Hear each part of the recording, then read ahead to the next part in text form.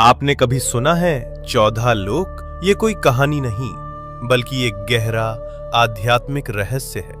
हमारे ब्रह्मांड में कुल 14 लोक माने गए हैं, 7 ऊपर और 7 नीचे।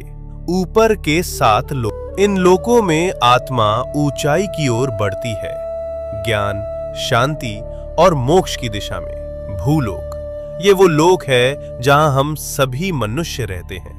इसे मृत्यु लोक भी कहा जाता है, क्योंकि यहाँ जन्म और मृत्यु का चक्र चलता रहता है। भूवर लोक, ये लोक भूलोक और स्वर्ग लोक के बीच स्थित है। ये ऊर्जा रूपों का क्षेत्र है जो भौतिक और दिव्य लोकों को जोड़ता है। स्वर्ग लोक, देवताओं का लोक, जहां इंद्र और अन्य देवता निवास करते हैं। अच्छे कर्म करने वालों को मृत्यु के बाद इसी लोक में स्थान मिलता है, जहां सुख, संपत्ति और आनंद की अनुभूति होती है।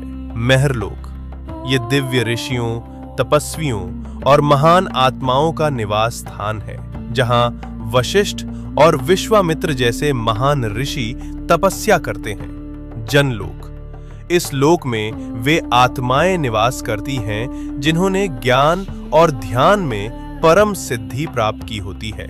यहाँ के वासी ब्रह्मा जी की लीलाओं में लीन रहते हैं। तपलोक, अत्यंत शक्तिशाली तपस्वियों का स्थान, जो शरीर से परे केवल चेतना में स्थित होते हैं। ब्रह्मलोक, यह है अंतिम लक्ष्य है, जहां केवल सत्य है, मोक्ष है और ईश्वर का साक्षात्कार होता है। इन ऊर्ध्व लोकों में आत्मा का जाना मतलब है धीरे धीरे शुद्ध और जागरूक होना। अब बात करते हैं नीचे के 7 लोकों की।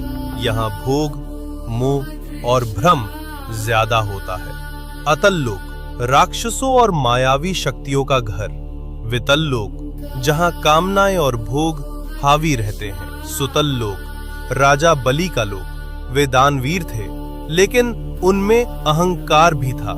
रसातल लोक, जहाँ भ्रम, लालच और अज्ञान का घना अंधेरा है।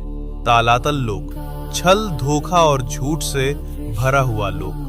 महातल लोक, जहां अंधकार और अहंकार का बोलबाला है। पाताल लोक, सबसे नीचे का लोक, तामसिक ऊर्जा और इच्छाओं का केंद्र। लेकिन इन सब का मतलब सिर्फ बाहरी दुनिया नहीं है। ये 7 लोक हमारे भीतर की नकारात्मक सोच और कमजोरियों का प्रतीक हैं।